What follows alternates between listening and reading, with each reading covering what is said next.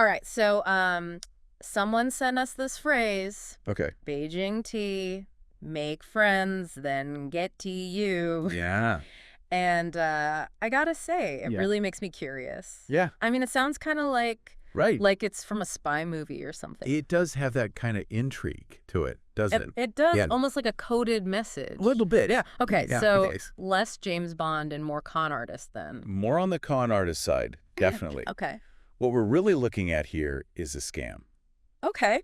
A pretty clever one, too. Wow. But, it's fascinating how this specific scam, this Beijing tea scam, highlights a much broader pattern of deception that really plays on that human need to connect. To connect with other people. Yeah, exactly. So let's unpack that a little. Sure. I'm assuming Beijing tea refers to like a real world thing? Yeah, it refers to a real scenario. Okay. So picture this. Okay. You're a tourist. You're in Beijing. Okay. Excited to experience the culture. Yeah, for sure. You're approached by some friendly locals, often women in pairs. Okay. They strike up a conversation with you. They seem genuinely interested in you. Right. Ask you about where you're from, what you're doing. Yeah. And then they suggest, hey, let's go to a traditional tea ceremony together. Okay. What do you think?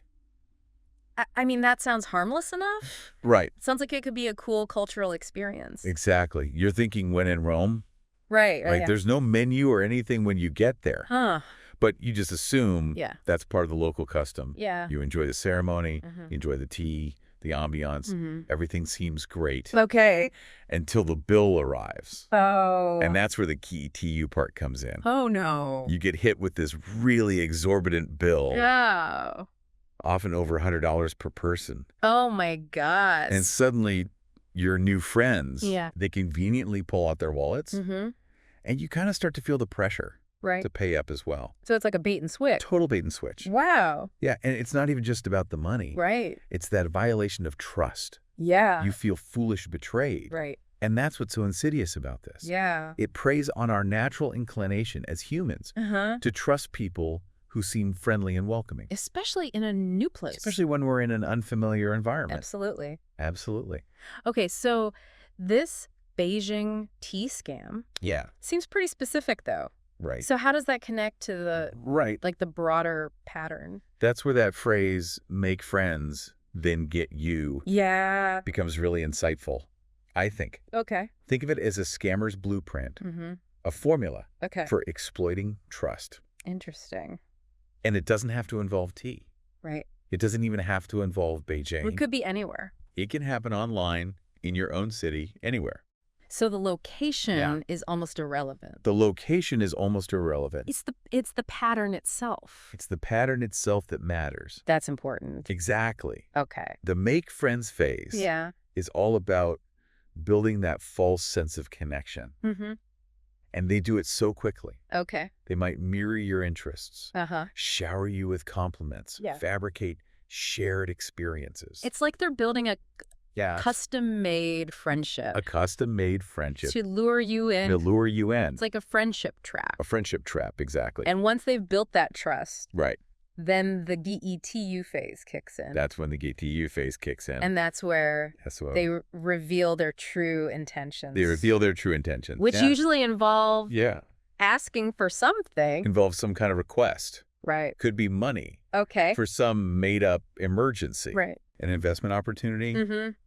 That's just too good to be true. Yeah. Or even access to your personal information. Wow. And they're relying on that emotional bond that they've created. Yeah, to totally rely on that. To make you more susceptible. To make you more susceptible. To their requests. Yeah. Like you're more likely to help someone you consider a friend. Exactly. Even if some part of you is like, this is wrong. If your gut is screaming at you to run. Yeah. Don't ignore that. So it's kind of unsettling. It is unsettling. It makes you question every interaction you have. Yeah, I can understand why you'd feel that way. Every new connection. Absolutely. Yeah. But don't let it paralyze you. Okay. The key is to be informed, to understand the tactics. Right. So you can recognize them when they're happening. When they're in action. Yeah, exactly. Okay. So how do we strike that balance? Yeah. Like, how do we stay open to new connections? Right. But like without letting our guard down completely. It is a delicate dance. Yeah. But there are definitely some steps you can take. Okay. First one is to be mindful of the speed at which the relationship develops. Oh, yeah. Genuine trust Right. takes time, Yeah. shared experiences, a gradual deepening of that connection. If someone is pushing for like intense intimacy or commitment very early on, that's a red flag. Big red flag. Yeah, huge red flag. So take it slow. Take it slow. Don't rush into anything. Don't rush into anything. What else should we be looking out for? Pay attention to inconsistencies in their story. Okay. Maybe like details change or their online persona doesn't quite match up with what they're telling you. Interesting. Scammers often create these elaborate facades. Right.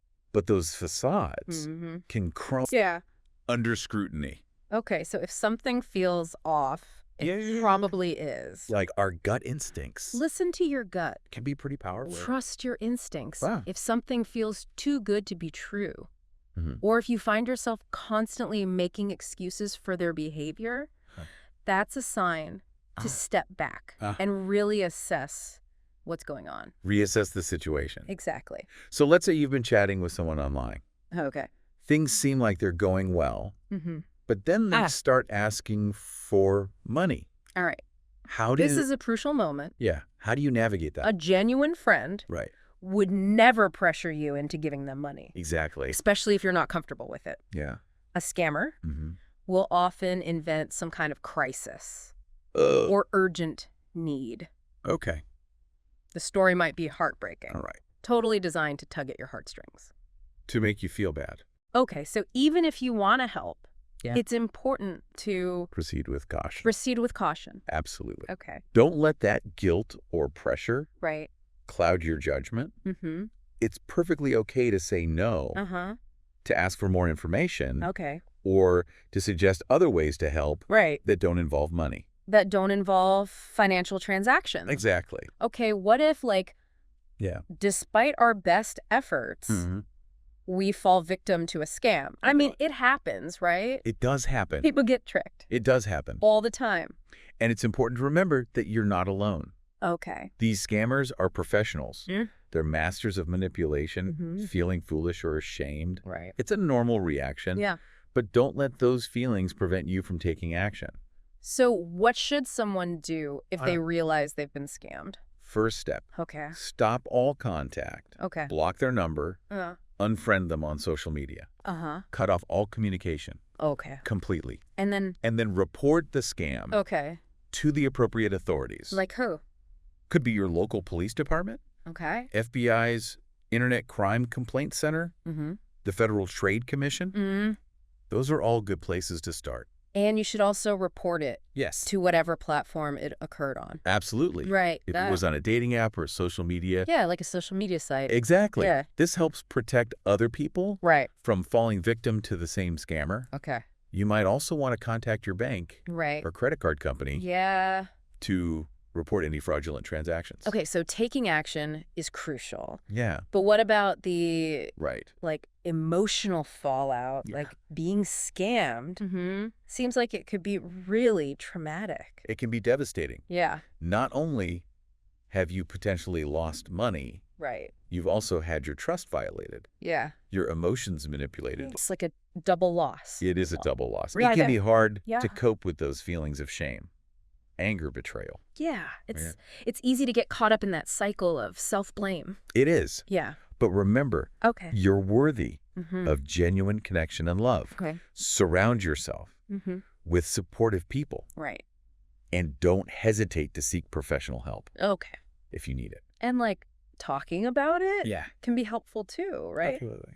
Like sharing your experience with others. Sharing your story is so important. Yeah. We can break the stigma surrounding scams and empower others to speak up if they've been targeted. It's like shining a light on these tactics. Exactly. And taking away their power. That's the idea. Yeah. The more we talk about these issues openly and honestly, the better equipped we'll be to protect ourselves and each other. It's amazing how these scams have evolved. I remember those old Nigerian prince email scams. I know, right?